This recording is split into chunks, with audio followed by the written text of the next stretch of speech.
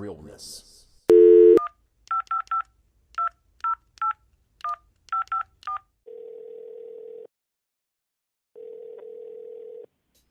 All right, Fatty, you there?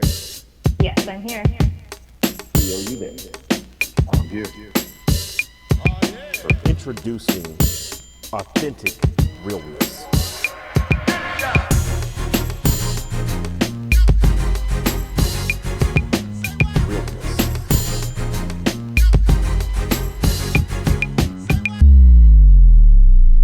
Realness. Hello, and hello again. Aaron R. Plush here, everyone. And we are back for yet another episode of our Authentic Realness podcast. Realness. And at this point, I'm elated with the growth, development, and movement that this has become. I've truly thanking God for the people that are listening every week, because we are on an every Wednesday schedule now. And certainly it's been a long time coming to get to that. I really want to hear from you all in relation to the content. We've had so many topics at this point, and it's like God just has this endless process where he's just constantly throwing new topics to us week in and week out. I'd say we probably have a list of about 20 topics right now that we are developing, as well as we finally got to that point where we have 4 episodes in queue that are recorded. So I'm not hard pressed to be able to have to feel like I'm having to record every week if I don't want to. So thank God for the journey. Thank God for all of you all. And let's just continue to make this an amazing again journey for all of us. So Fabi, welcome back, my friend. How are you tonight? I'm doing well, thank you. How are you? I am spectacular as always. Thank you for the opportunity and the platform for me to say that in this space. So this is already going to be a great episode just because of that. What's going on with you? Anything new going on? Anything you want to share? Any episodes that are front of mind? What's the deal? Nothing new going on. Just it's been such a great run so far, and really excited for the episode tonight and the episodes to come. It's just been a really great experience.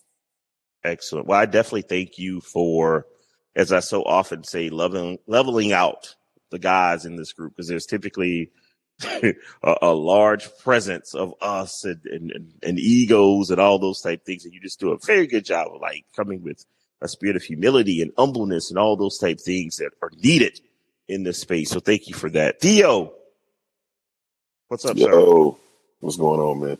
Been a long time, brother. Like you've been on lockdown or something, haven't you? Still there, but I make it do what it do. But I presume all is well. Most definitely. All is definitely well.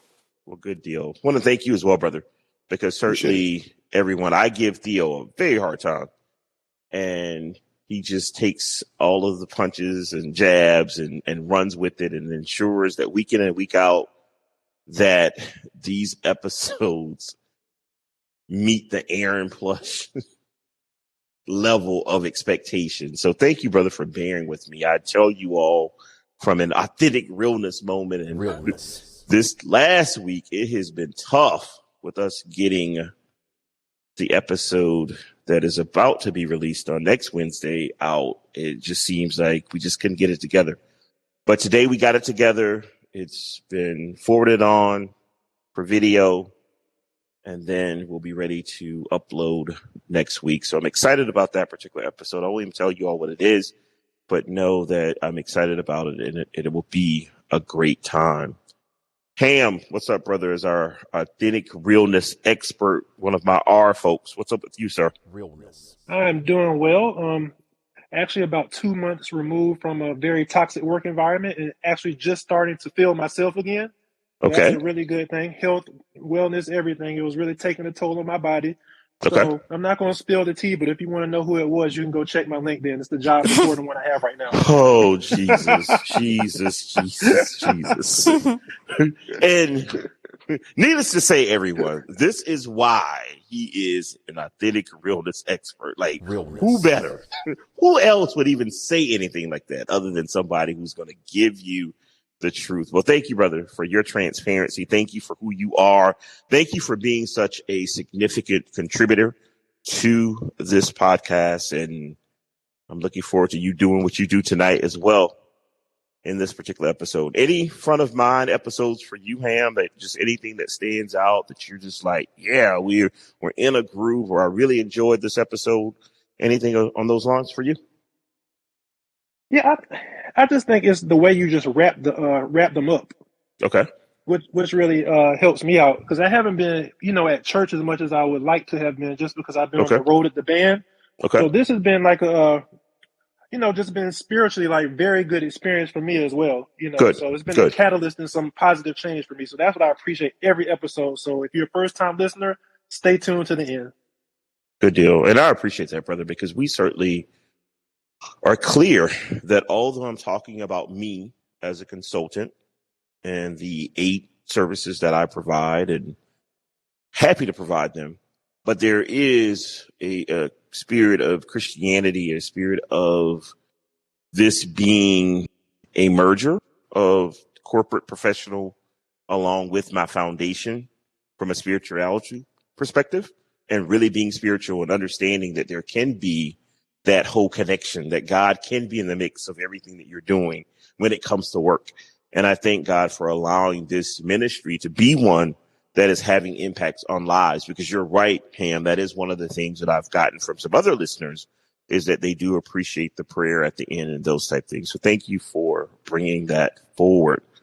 All right. So enough about our foundation, enough about what we're doing, what we have done, where we're going. I'm beyond excited tonight because we do have a guest, and we're going to jump right in. Tonight's episode, we have Albert Gibbs with us. Good brother, I'm going to have you introduce yourself and tell us about your nonprofit and what you have going on. So the floor is yours, Albert. Good evening. Thanks. Albert Gibbs here. I am the CEO and the founder of the AG Leadership Academy. We specialize in training for leadership and technology for young Black and brown boys. I started about 8 years ago out of my high school, Deerfield Beach High School, working with youth, providing scholarships, providing guidance, and it really just ballooned from there. So it went from just being at my high school to bringing in a middle school program, to bringing in a virtual program, doing different events in the community, back to school drives. And then most recently, we actually just expanded to Tampa Bay, Florida, where I went to undergrad. Okay. And we're doing some programming in Tampa Bay as well. So happy to be here and looking forward to this conversation. So let's get to it, brother. What's the core? Like, where is this nonprofit, the vision? Where did it come from? It all starts with my dad, Okay. Albert Gibbs Sr. My dad was the quintessential neighborhood father.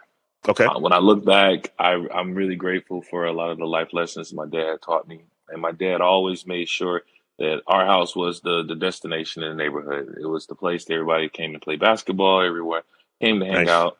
Nice. And later he told me, he says, "Hey, I just wanted to keep an eye on you." So, from that, whether it's when I was playing sports, my dad was always the parent that there was never, let me call my dad and see if he can give you a ride home, or let me call my dad and see if he can pick you up. He would just Gotcha. show up with 3 or 4 kids, and he's like, "All right, let's go." Gotcha. And so I saw my father over the years, really be a neighborhood father, be a man of God within our church, Nice. and really spread himself thin to Okay. be there for others.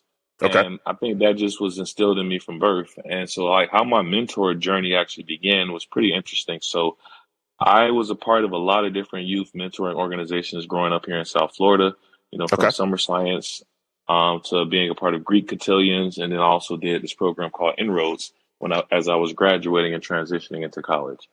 And then when I got to college, I was a member of Kappa Alpha Psi, University of South Florida, and we had a partnership with Big Brothers Big Sisters. We Okay. did a school-based mentorship program, and I wanted to do more. So at 19, I applied to be a Big and Big Brothers Big Sisters, and they Okay. told me no. They said, "No, you're too young. You need to be 21." I said, "No problem." And I circled back about a year and a half later and became a big to my first big. I had several over the years, but this was my first young man named Chad. And when I started to mentor him or be his big brother through Big Brothers Big Sisters organization, I was 21 years old and he was 15. So I was a junior in college and he was a freshman in high school. So it Got it. really became a big brother, little brother type of environment. And from that, that really just ignited the fire of mentorship in me. And from that experience, it changed my life and it taught me three very critical things that I take with me today.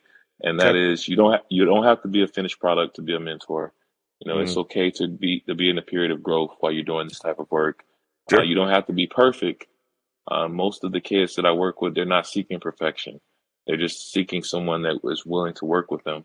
And then the Mm, last thing is there's no substitute for time and good intentions. You mm, do not have to be someone that's super successful. You don't have to be famous. You do not have to be rich. If you're willing to put in the time and have good intentions with our youth, they will receive you. And so that's something that I take with me, 20 years later, as I do this work.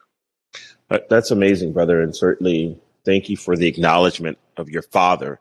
And I pray and hope that you share with him all the time how much he was the inspiration for the work that you're doing in this nonprofit, because that's an amazing story for me. And I don't even know that in all the years that I've known you and have volunteered and had conversations, I'm not certain that I knew this component that was truly that core and foundation for you was your dad. And that's amazing for me, because when I think about both of my parents and I think about the village of family and friends and various people that are that foundation for me, you're spot on. Like, those things make such a difference. But what I began to see in my own life was those things that I took for granted, other folks yearned for it. And it didn't hit me until I recognized that the experiences of life that I had were not the experiences of everyone. And for me, that's one of the reasons why I do so much mentorship, is because I think it's important for everyone to know that folks care about them. Because for me, that's the core of mentorship. I don't care at what age, what level, it's that care component. As long as that mentee knows that the mentor cares about them, everything else will fall together. So thank you for sharing your journey, story, how this came about. Tell us about some success stories, though, Albert, of like the impact that you've been able to have on the lives of these young men. So many stories. One story, I don't want to share the young man's name because I'm going to share something very personal. Okay. Um, and this young man was someone who was at the high school that I work with, Okay. and he reached out to me through a scholarship application. And I read his application, and at the time he was homeless, Mm, and he was a junior in high school, and he was living in his car in a Home Depot parking lot. And this young man was from another country, and his father was here with him, and his mother was still in their home country, and was just really having a really rough time. And he was told by his family, his father particularly, that you need to drop out of high school and come work for the family business. And if you don't, I can't take care of you anymore. At this point, either you're going to become someone who's going to contribute because I can't take on any more bills. And so, because he went against his father's wishes, he was put out. got it. Ultimately, he was taken in by a family at his church and was able to finish high school. This young man has since went on to college.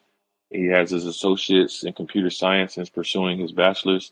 Works in a help desk environment for a tech company, and is really just And with this young man in particular, yeah, he went to college and he's doing great and he has a job, but just the see the things that he's overcome and the positivity and just the appreciation, honestly. Because when I read his essay and I told him to meet me at an event, and I said, hey, look, the scholarship aside, the scholarship money is there. What else do Sure. you need help with? Sure.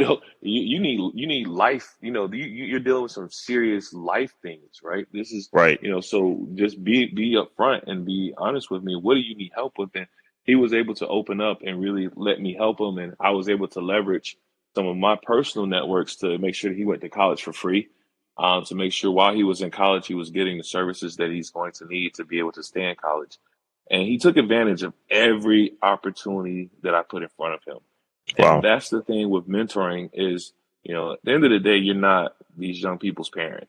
Yeah. You are someone coming in and you're providing them resources and you're providing them guidance. And ultimately, it's going to be up to them to execute on the plan that you put in front of them. And this young man really, really executed it. And he really took to heart, everything that I told him. And he worked really hard. I mean, for him to graduate with like close to a 3.5 GPA, from being homeless to just Yeah, that's amazing. It's amazing. I mean, Yeah. he came into high school as an ESOL student where he barely spoke English. And then on top of that, to deal with a lot of the, I guess you could say, outside of school things Sure. that he was dealing with his personal life. Sure. So for someone like that, that makes the work that I do worth it, because you're going to come across kids that need more than just the recommendation letter and the Sure. community service hours. You're going to come Sure. across someone who really needs a lifeline. Sure. And, I was happy to be able to help him in that regard. Wow. Well, thank God for you, brother. Thank God for your organization, because certainly that story, you would almost have to not be breathing for that story to not have a significant impact on you. Because I think of adults that wouldn't even be able to navigate through that scenario that you just described. And this is a kid who'd been presented with very adult situations that he had to navigate through. And thank God that he was able to get through it, and now he's thriving. That's amazing. Before we even get to a point, Albert, of forgetting about this, let's talk now about how folks can support you, how they can get involved.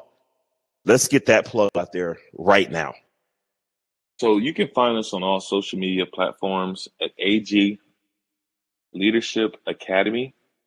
And so that's LinkedIn, Facebook, Instagram. And then also we have www.agleadershipacademy.org is our website, where you can find all of our different programs. You can sign up for students that are in Hillsborough County, which is the Tampa Bay area, and also here in Broward County. That's where they can find the scholarship application.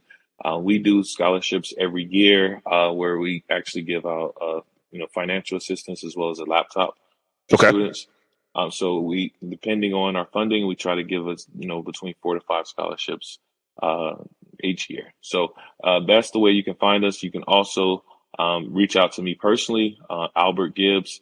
I am on all social media platforms, and just send me a DM. I would love to work with you. I am actually in the process of starting a suit closet.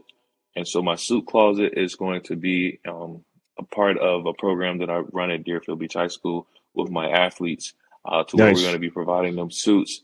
So when these young men that are football and basketball players are going on these interviews with colleges and trying to get athletic scholarships, they're presenting themselves as young businessmen. The suit closet will also be for young people, not just at the high school that I work with, but young people countywide that, have an interview and need a pair of slacks or need a shirt and a tie. They can come to our suit closet free of charge, and we'll be able to get a suit absolutely free. So for anyone that has suits, I know we work in a environment now where not everyone has to go into work. So if you're like me, you probably have a lot of nice suits that are collecting dust, and I would love to accept some of those. It's completely 100% tax deductible. So please let us know if you have anything. We would love to come and pick them up and get those out to the kids in the community. Excellent. Albert, man, thank you for the work that you're doing, brother, because it's so needed. And as you're talking, what I'm thinking about is I definitely need to make a connection. So by the time your episode broadcasts, this particular episode would have already broadcasted. And there is a teacher who had invited me to a local school here in South Florida to a career day.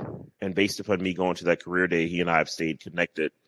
And he introduced me to one of his students who happens to be an athlete. And we had him on an episode, and we've been talking to him about his path, because certainly he's looking to continue on in playing football at the collegiate level.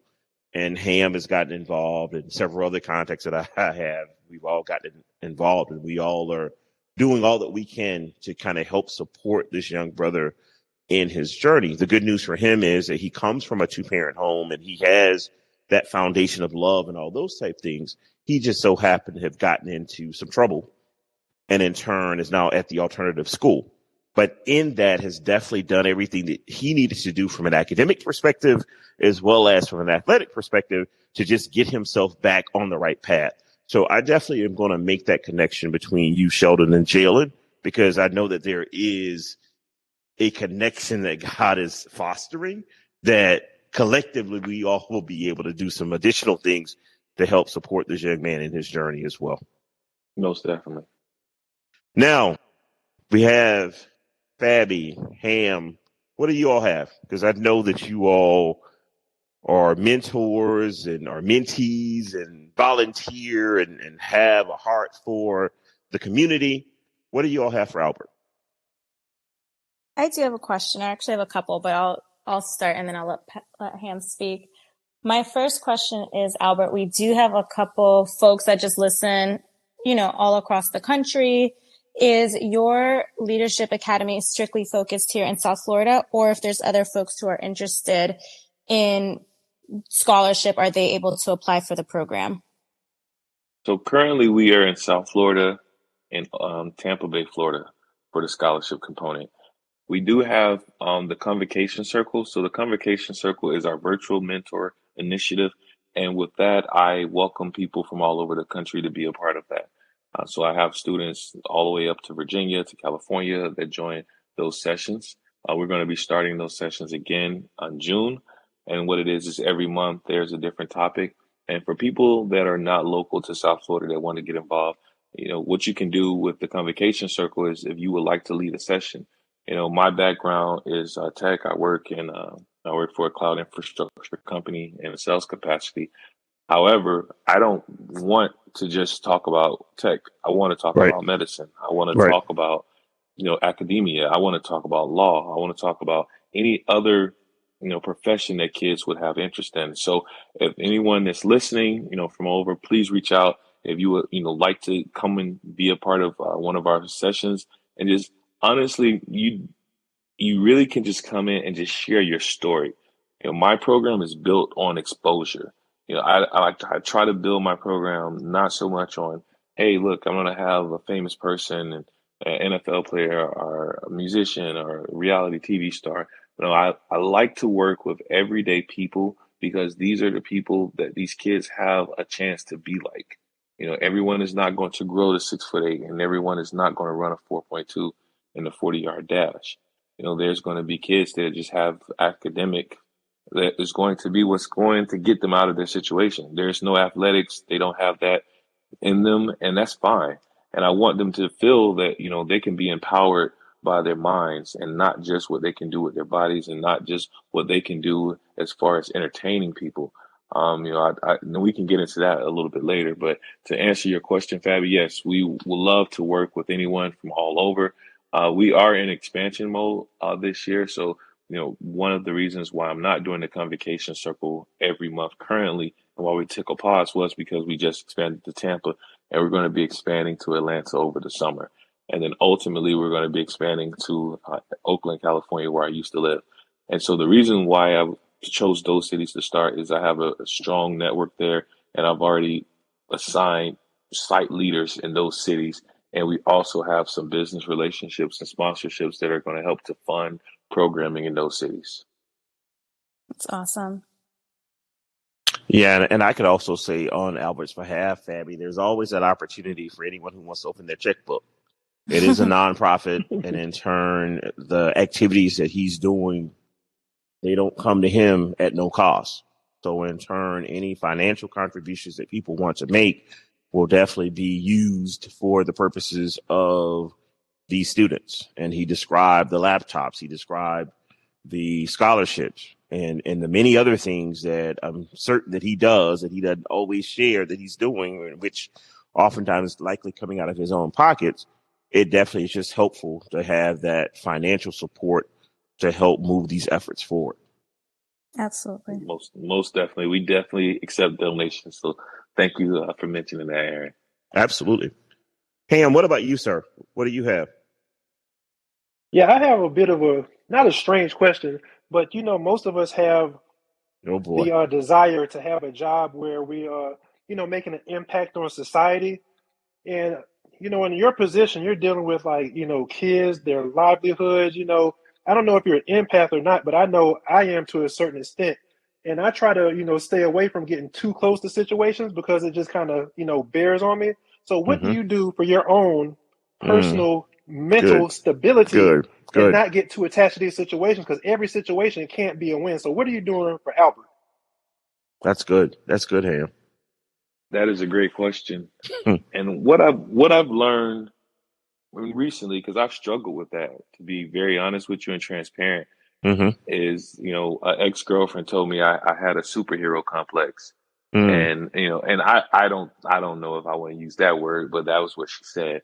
And the thing is, I've always been okay with spreading myself thin for others, whether it's family, friends, whoever.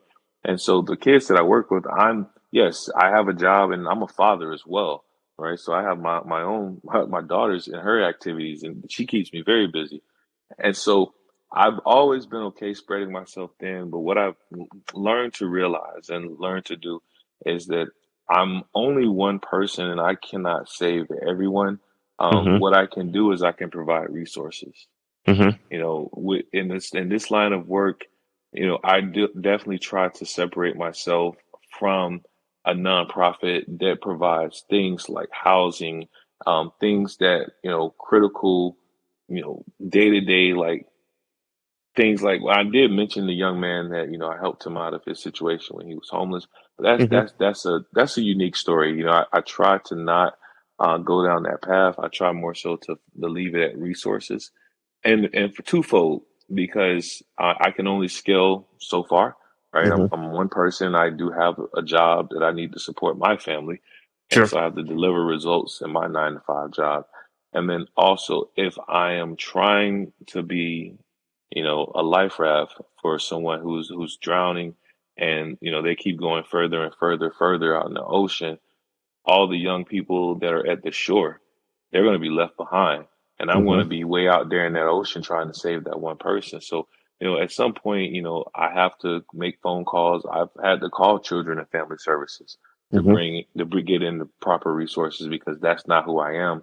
And nor can I be that person or that organization. We're not built for that, and we don't have those resources. So you have to just understand that you can provide what you can provide, and what you can't, you can't.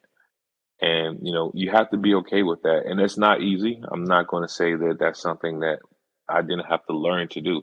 I've been doing this for about 8 years, and I would say I became good at that in the last 18 months. Mm. Got it. Wow. And I tell you, Ham, one of the things that I know about Albert and the attributes that we have that's very similar is we're connectors. And because he's such a connector, he just started to describe it, but I'll take it a step further for him, is the fact that if he doesn't have it within the fold of his nonprofit, he certainly knows someone who does have access. And all he has to do is go to his phone, and he has the ability to immediately connect these young folks with who they need to be connected with. And that's the great thing about the network of folks that he's built throughout his life, because so many people support the efforts of what he's doing. It does take some of that heaviness and weight off of him. And then the other component is I also know that he is a man of God and loves the Lord. And with that, a large part of this process definitely has to be prayer. And one of the things that I remind us all of is just to remember that God didn't call any of us to be Jesus. Like, we can certainly Yep. be those individuals that talk about him. We certainly can be those individuals that can talk about the light of the Lord, but we cannot take on the burdens of other folks, because what you begin to see happening is that weight starts weighing you down. So you go take that weight of 20 children, trust and believe mentally, physically, spiritually, in every other way, you will be weighed down. And to the point of what Albert was saying, if you're out in the middle of the ocean and you're here to save this one person, what about everybody else that you've been called and assigned to helping as well? So it's all about finding that harmony. And that's one of the things that I can definitely say that in my observations, Albert, to your point, in the past couple of 18 months or so, that you have had to kind of make a shift for varying reasons. And thank God that you've taken heed and are listening, and then still providing all the amazing support that you've always provided, but doing it from a place that aligns with your current phase of life. Yeah, and if I could share a quick story, it's not easy. It's not easy to do so. And the story I'll share is I was a few years back speaking at an elementary school for career day.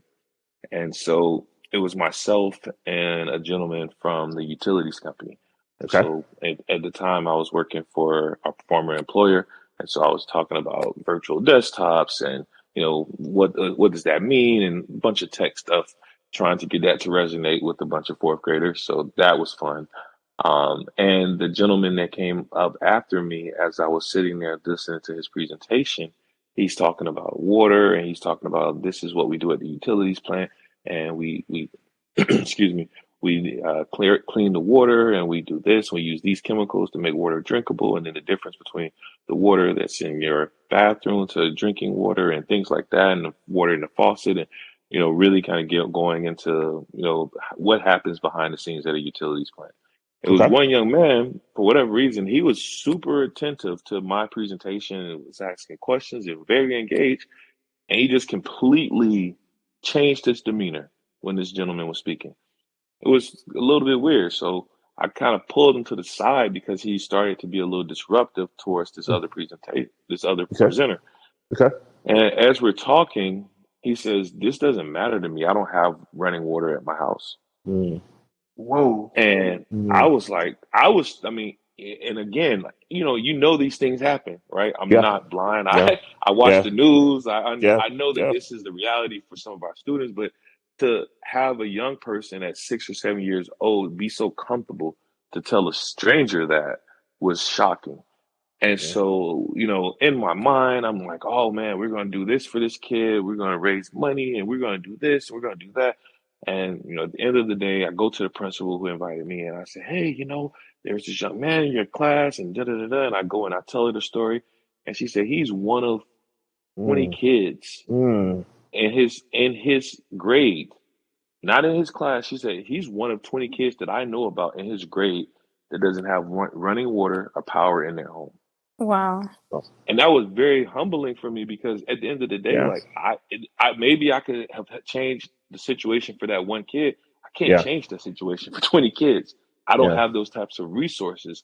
So to your question about how do you disconnect, is sometimes you have to understand that you're only one person.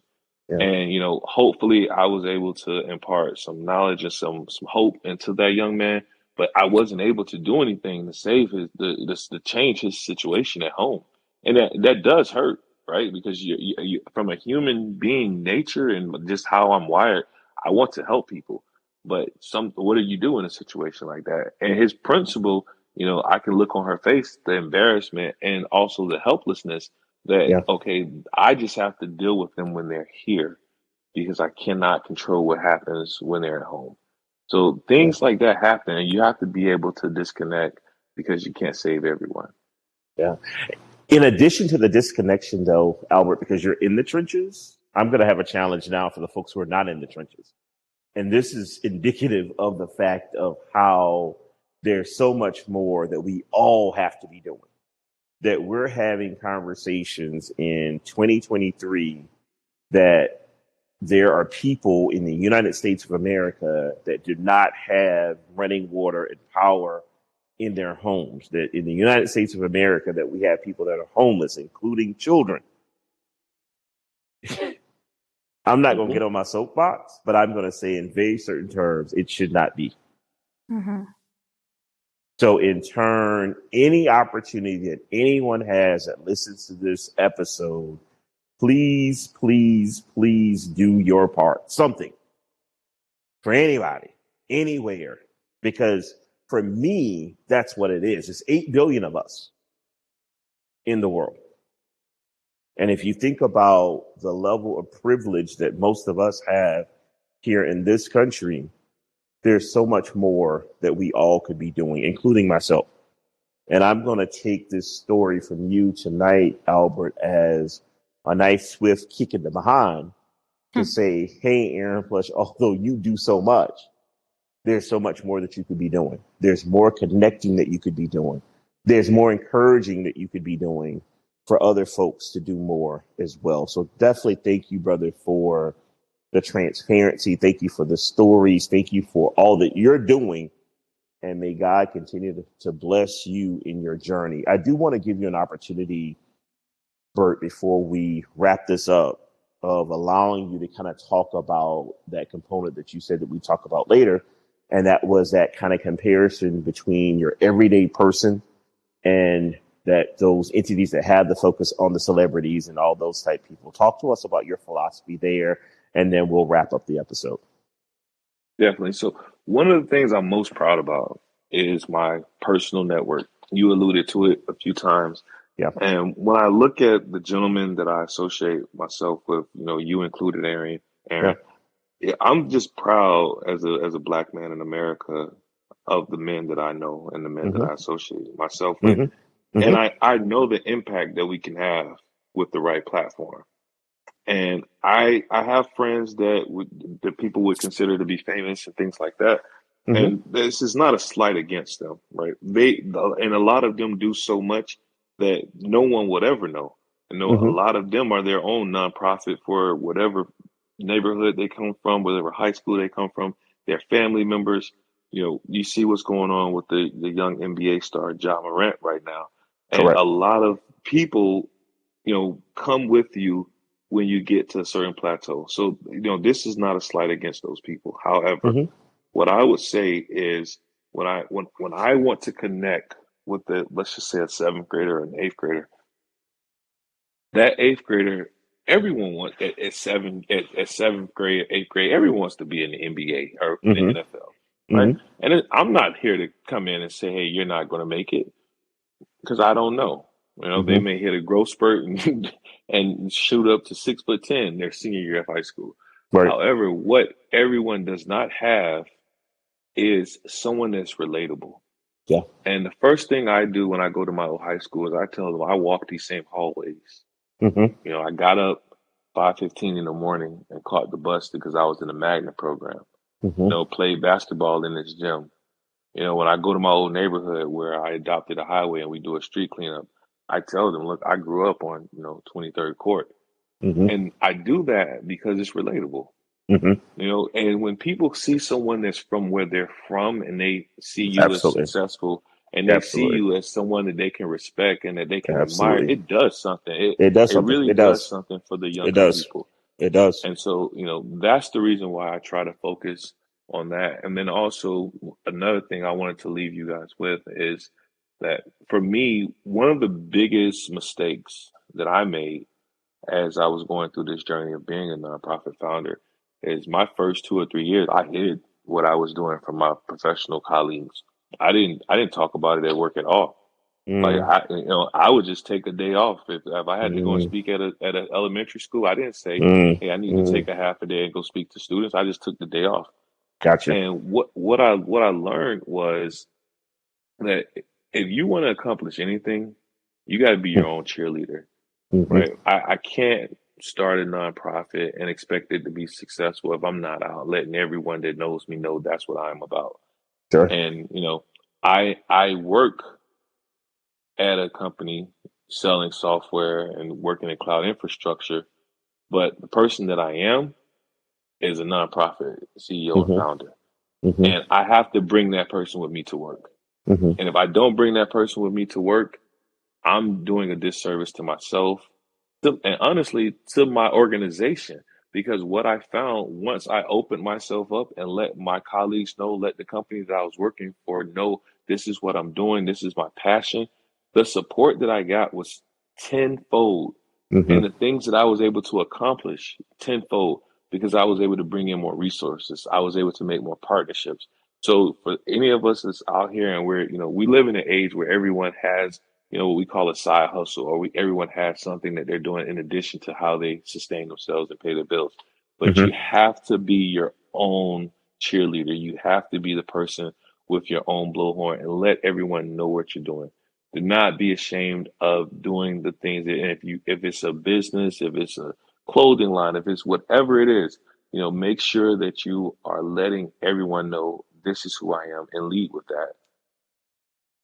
Absolutely. And I tell you, brother, in certain terms, thank you for defining what authentic realness is all about, because you just summed it up in every essence of what this platform is about and why this authentic realness podcast exists. Is for that opportunity for there to be that authenticity in who we are holistically, from a vantage point of the realness and directness of saying what we have to say, meaning what we say, and doing it as well, but also having that transparency that you talked about, that as a professional, being in that corporate setting, yes, I have a nonprofit. Yes, this is what we do.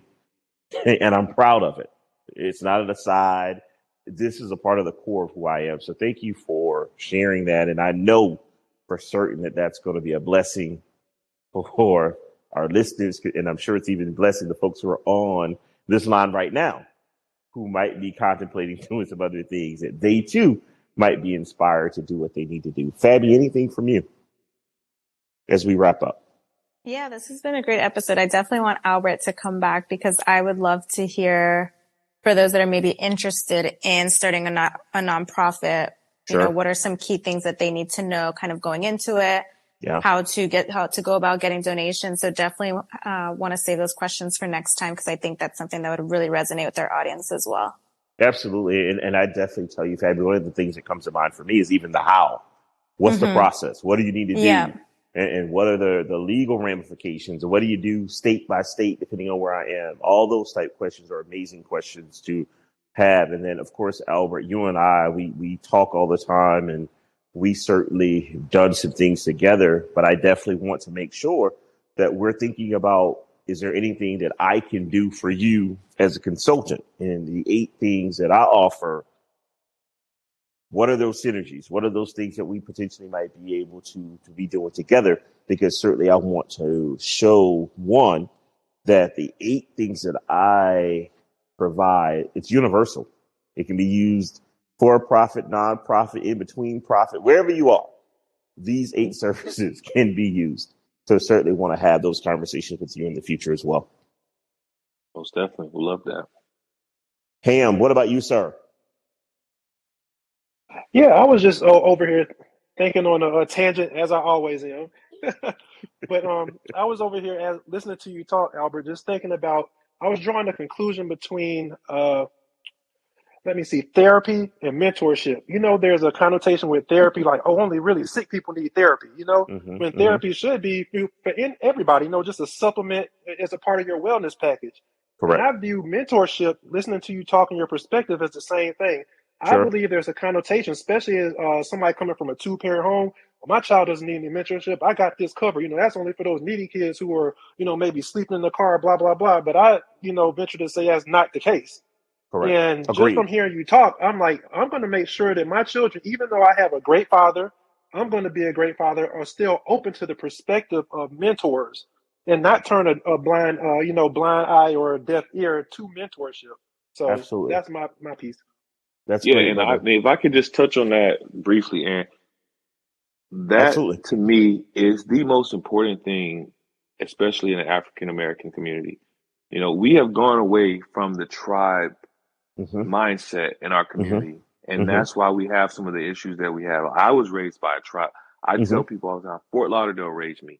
My Mm-hmm. parents had me, and they supported me, but Fort Lauderdale raised me because Mm-hmm. there were places that I've gone and things that I was doing, and someone would pull up in their car and say, "You are so and so's son. You are so and so's nephew.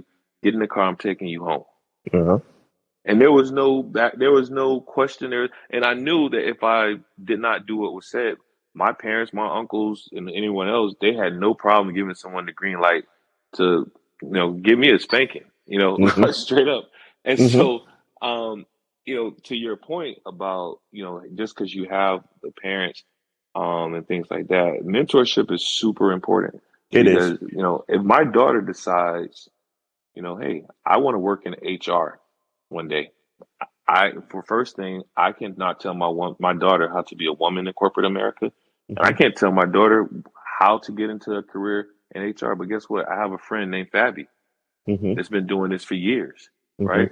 Fabi, can you mentor my daughter? That doesn't make Absolutely. me any less than a parent. That doesn't make, her mother any less than a mother to Yeah. bring in Fabi to help my daughter with that. And so when we take that tribe mentality and think about, okay, who in our village can we bring in to help our kid?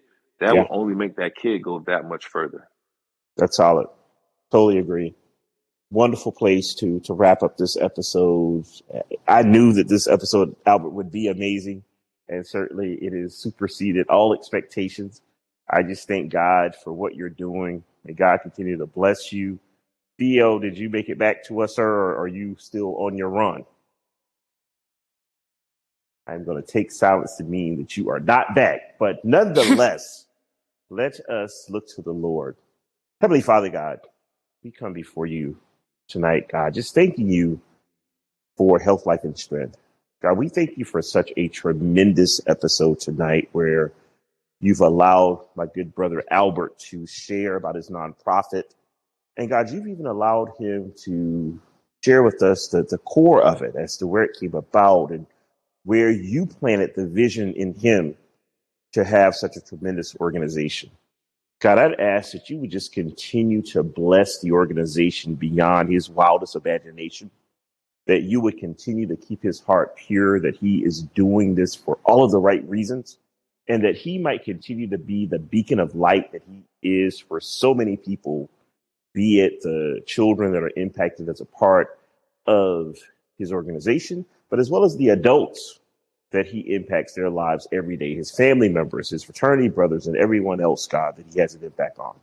God, I'd ask that you continue to strengthen him because certainly so much of the work that he does, it's tiring, it's heavy. But we know, God, that you honor faithfulness. And I can speak to firsthand that this brother's a good brother and that he certainly always has other people's best interests ahead of his own. And God, certainly that's just indicative of who he is as a person. God, I'd ask you to continue to bless our listeners, that you'd be with Fabi, that you'd be with Ham, that you'd be with Theo, that you'd be with me, that you would continue to strengthen us to know that this work that we're doing in this ministry of this Authentic Realness podcast is real, that it's truly impacting lives. And God, we just want to continue to touch people's lives in tremendous ways and to continue to grow and develop and do things in honor of you. So God, we love you, we adore you, we magnify you. And it's in the name of your son, Jesus, that we pray. Amen.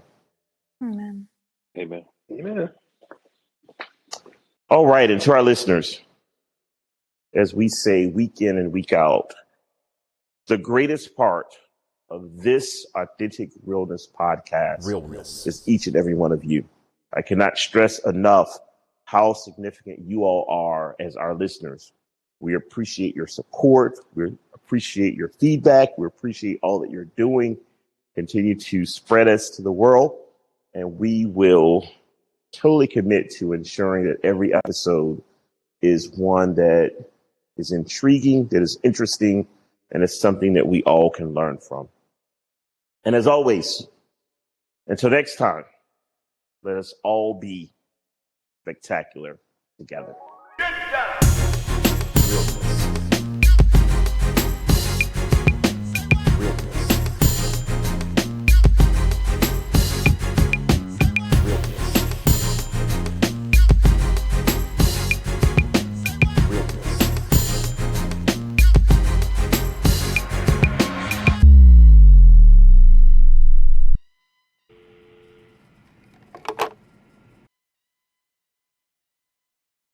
Realness.